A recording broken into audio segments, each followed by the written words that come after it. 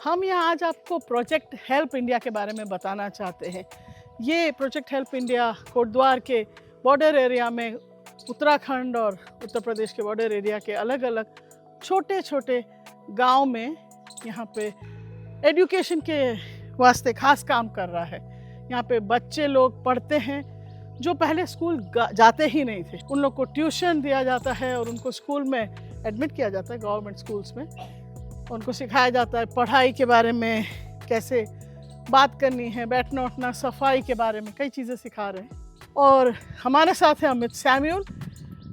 Project help India इन्हीं का start किया हुआ ऑर्गेनाइजेशन है, तो हम इनसे बात करेंगे, जानेंगे सारी चीज़ें। जी हाँ, प्रोजेक्ट हेल्प इंडिया को दरअसल हम लोगों ने 2011 में शुरू किया था।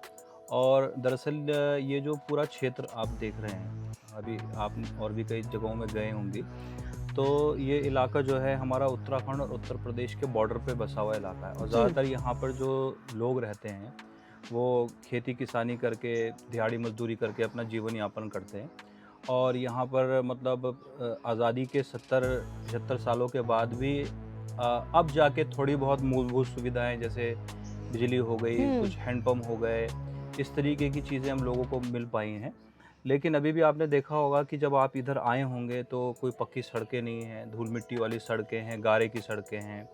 और यहाँ पर कोई प्रॉपर एजुकेशन नहीं है बच्चों के लिए, प्रॉपर जो मेडिकल एड होती है ऐसी कोई फैसिलिटी नहीं है। अगर रात बिरात किसी को सांप काट ले, बिच्छू काट ले, या कोई प्रेग्नेंट महिला है उसको रात में किसी मेडिकल एड की ज़रूरत हो जाए, तो यहाँ से कोटद्वार जाना पड़ेगा, जो कम से कम 17 से 18 किलोमीटर पड़ेगा। और अगर रात में अक्सर क्या होता है कि जो मेन जो रास्ते हैं वहाँ पर अक्सर हाथी का मूवमेंट रहता है, कई बार गुलदार और जो टाइगर है इनका मूवमेंट रहता है। तो अगर कोई माना बाइक से जा रहा है तो उसके लिए भी बड़ा खतरा है। तो ऐसे में मतलब आप समझ सकते हैं कि यहाँ पर किस प्रकार का एक जीवन जो है लोग जी रहे हैं। बड़ा ये कठोर जीवन आज 75 साल के बाद भी, जहाँ हम एक तरफ अमृतकाल मना रहे हैं। तो ऐसे में 2011 में हमने जो खास तौर पे यहाँ पर सबसे ज़्यादा ज़रूरी चीज़ को समझा, वो समझा कि बच्चों का जो भविष्य है वो बिना शिक्षा के बर्बाद हो रहा है। क्योंकि जिस समय हमने इस गांव में, इस क्षेत्र के अंदर, इस पूरे इलाके में जब कदम रखा प्रोजेक्ट हेल्प इंडिया ने, तो हमको ये मिला कि यहाँ पर छोटे छोटे बच्चे भी जो है दिन भर ऐसे ही बस बैठे हैं, या भैंसे चरा रहे हैं, गाय बकरी चरा रहे हैं, जुआ खेल रहे हैं। इवन इधर नशे का बड़ा प्रकोप दिखाई दिया। घरों के अंदर नशा करे हैं उनके पेरेंट्स, बच्चे भी नशे की जद में जा रहे हैं। तो ये एक बहुत ही अपने आप में मतलब एक कष्टदायक चीज़ थी। तो हमने सोचा हम यहाँ क्या कर सकते हैं। तो हमने इस क्षेत्र के अंदर छोटे छोटे एजुकेशन सेंटर्स को स्थापित किया, और कुछ ऐसे लोग जो यहाँ पर हमें मिले जो ऑलरेडी किसी तरीके से शिक्षा को ग्रहण कर चुके थे, उनको हम लोगों ने एम्प्लॉय किया।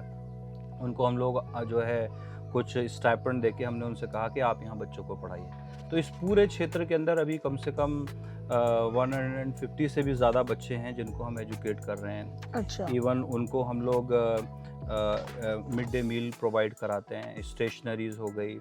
और जैसे यहाँ पर जाड़े में बड़ा संकट हो जाता है, बहुत गरीबी होने के कारण लोगों के पास प्रॉपर अच्छे, बच्चों के पास स्पेशली अच्छे गर्म कपड़े नहीं होते, तो वो हम लोग प्रोवाइड करा देते हैं। तो इस तरीके से जो भी इनकी ज़रूरत होती है, कोई मेडिकल कैंप के द्वारा उनको मेडिकल एड फैसिलिटी जो है। लेकिन अभी भी जो है, चाहे वो ट्रांसपोर्ट हो या और जो चीज़ें मूलभूत हैं, वो उसकी थोड़ी कमी है, जिसका ठीक होना यहाँ पर बड़ा ज़रूरी है। आप उस जो बीच में जगह पड़ी है एक सरकार की यानी स्कीम्स, और जो उनको मिल नहीं पा रही, तो आप वहाँ पर प्रोवाइड कर रहे हैं? जी हाँ। और जब से हम लोगों ने शुरुआत किया उसके बाद से इवन हम लोगों ने जो हमारे सरकारी अधिकारी हैं, चाहे मजिस्ट्रेट्स हैं या जो अन्य जो सरकारी लोग हैं, उनके साथ में भी हम लोग हमेशा एक जो गैप है उसको खाली कराने की कोशिश करते हैं, उनसे बातचीत करते हैं कि यहाँ के लिए कुछ हो। दूसरा ये है क्योंकि ये पूरा जंगल का क्षेत्र है। आपने देखा यहाँ से जिम कॉर्बेट का नेशनल पार्क का भी इलाका लगा है। तो जैसे मैंने पहले भी बोला कि यहाँ जानवर हैं, हाथी हैं, ये आकर इनकी फसलों को नाश कर देते हैं। तो ऐसी जो समस्याएं हैं, इसके लिए भी मैं समझता हूँ कि कैसे उसको ठीक किया जाए, ये भी एक बहुत बड़ा विषय है। आपका नाम क्या है? सलमा। सलमा, आप क्या करते हो? पढ़ाई। कौन सी क्लास में? 5 स्टैंडर्ड में। अच्छा, और यहाँ ये प्रोजेक्ट हेल्प इंडिया ने क्या मदद करी? वो हमें पढ़ाई मिलती है और हम पहले डंगरों के पीछे रहते थे, हमें पढ़ाई का पता नहीं था पढ़ाई क्या चीज़ होती है। और अब शिक्षा मिलने लगी हमको, हम स्कूल जाते हैं और प्रोजेक्ट हेल्प इंडिया में पढ़ाई करते हैं और पेंसिल कॉपी वगैरह मिलते हैं, शार्पनर और कंबल वगैरह भी मिलते हैं। कौन से समाज से हो आप? गुर्जर? हाँ। गुर्जर समाज से हो? अच्छा, तो पहले आपके यहाँ लड़कियां नहीं पढ़ाते थे? नहीं। क्या नाम है आपका? शहनाज। शहनाज। शहनाज बताओ, आप कौन सी क्लास में? 8th में हो? चलो वेरी गुड। वैसे स्कूल जाती हो? कहाँ पे? कोटद्वार की उरली तरफ, लाल पानी। कोटद्वार जाती हो? इतना दूर कैसे जाती हो? गाड़ी में। गाड़ी कौन ले जाता है? पापा। पापा ले जाते हैं, चलो बहुत अच्छा है। और फिर यहाँ पे ये प्रोजेक्ट हेल्प इंडिया क्या है, मदद कर रहा है तुम्हारी? हमारी बहुत मदद करता है, हम पढ़ाई करते हैं। पहले बहुत हम गंदे रहते थे, अब साफ सुथरे रहने लगे। अच्छा, वो सिखाया है सफाई हाँ। मतलब में रहना है। हाँ। और यहाँ नाश्ता ऐसा कुछ मिलता है? हाँ। क्या मिलता है? दाल चावल। दाल चावल मिलते हैं और कुछ? हाँ। रोटी भी मिलता है, दूध भी। चलो मजा आ रहा है सबको हाँ। पढ़ने में? हाँ। रुचि आई कि हम पढ़ें?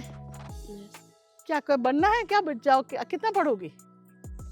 जितना पढ़ने हो जाए, जितना सर पढ़ाएगा उतना जितना पढ़ना। सर पढ़ाएगा। अपनी इच्छा क्या है, क्या बनोगी पढ़ने के टीचर। बाद? हाँ, टीचर। टीचर बनोगी? चलो वेरी गुड। तो फिर काफी पढ़ना है अभी तो। और तुम्हें क्या बनना है? हाँ? पुलिस बनना है? चलो बहुत अच्छा, पुलिस में जाना है। चलो बहुत अच्छा। तुम्हें भी कुछ बनना है? क्या बनना है? तुम्हारा नाम क्या है? रेहाना। रेहाना। रेहाना, तुम कौन सी क्लास में पढ़ती हो? 1 में पढ़ती हो।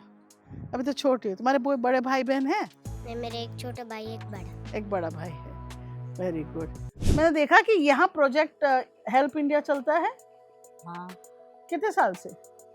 9 साल तो हो गए होंगे। 9 साल हो गए। और यहाँ बच्चे पढ़ते हैं, तो आपके हाँ। बच्चे भी पढ़े यहाँ? हाँ, कौन कौन पढ़ा? 2 लड़के 1 लड़की। तो क्या करते हैं अभी? एक की तो शादी हो गई, उसने तो काम सीख लिया टाइल पत्थर का। अच्छा, वो कितना पढ़ा? वो तो 5 तक पढ़ा। एक तो 10वीं में, एक 8वीं में। 10वीं में आपका बेटा है? बेटा है, एक 8वीं में बेटिया। बेटे है, सबको पढ़ा रहे हैं आप? हाँ, तो बिटिया को कहाँ तक पढ़ाएंगे? कहाँ तक पढ़ाई जाएगी। जितनी वो पढ़ेगी। हाँ, तो और क्या क्या सीख लिया नहीं है प्रोजेक्ट हेल्प इंडिया से? अब तो बहुत कुछ सीख लिया उन्होंने इससे। क्या क्या? अब तो जो है अपना नाम भी लिख लेते हैं, अपना हिसाब भी कर लेते हैं। अच्छा, काफ़ी आता है अब तो। अपनी बैठने उठने की भी वो आ गई, तमीज आ गई उनको। बैठने उठने की तमीज आ गई। अच्छा, सफाई वफाई रखने की? अपनी सफाई की भी। अपने से बड़े को आवाज दे के नाम से लेते थे, अच्छा, अब इज्जत से बुलाते हैं। चलो ये तो बड़ा अच्छा है। तो इसीलिए आपने अपना घर दे रखा है कि लोग यहाँ पे कर पाए हाँ, और सब बच्चे सीखें। बच्चे 30-40 बच्चे हैं। 30-40 बच्चे आते हैं यहाँ पे? हाँ। अच्छा, स्कूल में जा रहे हैं? ये ट्यूशन जैसा है? नहीं, हाँ, ट्यूशन भी लेते हैं, स्कूल भी जाते हैं। स्कूल भी जाते हैं, फिर यहाँ ट्यूशन ले रहे हैं? यहाँ शाम को ट्यूशन लेते हैं 5 बजे से, नहीं 4 बजे से 5 बजे तक, अच्छा 5-6 बजे तक। अच्छा, तो उसमें सब बच्चे सीख रहे हैं? सब बच्चे सीखते अच्छा, पढ़ना लिखना। और दूसरी सुविधा भी है या नाश्ता वगैरह भी कर रहे हैं? हाँ, अच्छा, कितने लोग रहते हैं यहाँ पे? यहाँ है 20-25 घर है। अच्छा, क्या गांव का नाम है ये आपका? कादरगंज। कादरगंज। आपके पास क्या जानवर है? गाय और भैंस। गाय और भैंस कितनी? ऐसी आज 6-7 भैंस है और 2-3 गाय। और उसका दूध बेच रहे हैं आप लोग? हाँ। अच्छा, ओके। और दूसरा कुछ खेती भी करते हैं? ना, खेती नहीं करते, बस अपने ठेके में लगा लेते हैं, थोड़ी बहुत गेहूँ गाँव। अच्छा, जमीन है आपके पास? ना, जमीन नहीं। तो ठेके पे लगाते क्या मतलब? अब ठेके में किसी की जमीन ले गए, फिर उसमें गेहूँ लगा लेते हैं। अच्छा अच्छा, दूसरे की जमीन पे आप मतलब कॉन्ट्रैक्ट से आप अपना उगा लेते हैं? ठीक है, हाँ, ठीक है।